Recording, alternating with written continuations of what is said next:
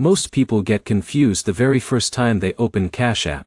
They think it is just another payment app. But here's the truth no one tells you. Cash App is not just about sending money.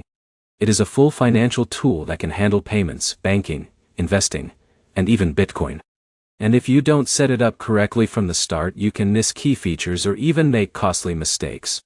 If you are a complete beginner and you want to understand how Cash App actually works, how to set it up safely, and how to use it like a pro without confusion, you are in the right place. Because in the next few minutes, you will learn exactly how to create an account, verify it, send and receive money, avoid common beginner mistakes, and understand hidden features most users never use. Let's start from the basics. Cash App is a mobile payment service that lets you send money to friends, receive payments, and manage basic financial tasks directly from your phone.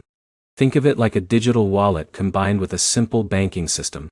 So if Alex owes Jake $20 for lunch, instead of cash or bank transfers, Alex can just open Cash App, enter Jake's tag, and send the money instantly. Now, here's where it gets interesting. Unlike traditional banking apps, Cash App is designed to be fast and simple. But that simplicity is exactly why beginners often make mistakes. So let's walk through everything step by step. First, downloading and setting up Cash App. You start by downloading Cash App from the App Store or Google Play Store. Once installed, you open the app and enter your phone number or email. Cash App sends you a confirmation code, and you enter it to verify your identity. Now this part sounds simple, but here's the problem. Many users rush this step and use fake or inactive emails. Later, when they try to recover their account, they get locked out. So always use a real and active email or phone number. After verification, Cash App will ask you to create something called a $cash tag. This is your unique username inside the app. For example, John might choose $JohnPay or $JohnMoney. This is how people send you money without needing your bank details. Now let's move to the next step, linking your bank account. This is one of the most important parts. You connect your debit card or bank account to Cash App so you can send and withdraw money. Cash App uses encryption to protect this data, but you still need to be careful. Always double-check you are entering correct banking details. Now here's something most beginners miss. You do not need to keep money inside Cash App to use it. You can directly pull funds from your linked bank when sending payments. Now let's talk about sending money. To send money, you tap the Pay button, enter the recipient's $cash tag, phone number, or email, and type the amount. Then you confirm the payment. It is instant, in most cases. But here's the catch. Once you send money, it is usually not reversible. That means if you send money to the wrong person, Cash App cannot always recover it. So always double-check before sending. Now let's talk about receiving money. If someone sends you money, it will appear in your Cash App balance instantly. From there, you can either keep it in the app or transfer it to your bank. Now here's where it gets interesting. Many users do not realize that keeping money in Cash App is not the same as a traditional bank account.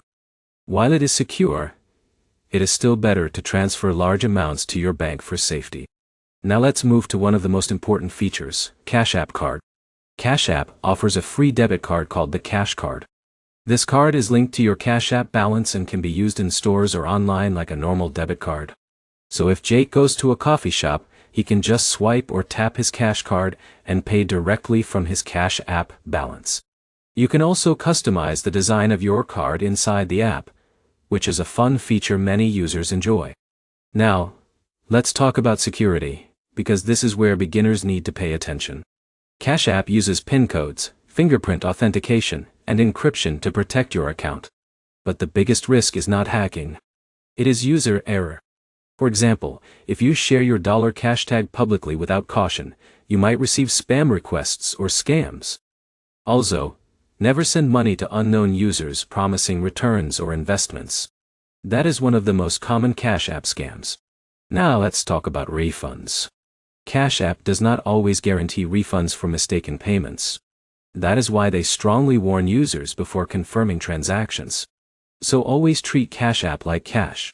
Once it is sent, it is gone unless the receiver agrees to return it.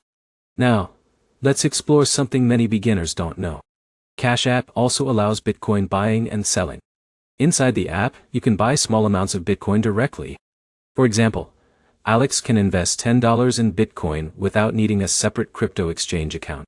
But here's the problem. Bitcoin prices fluctuate heavily. So beginners should be very careful and only invest money they can afford to lose. Now, let's talk about fees.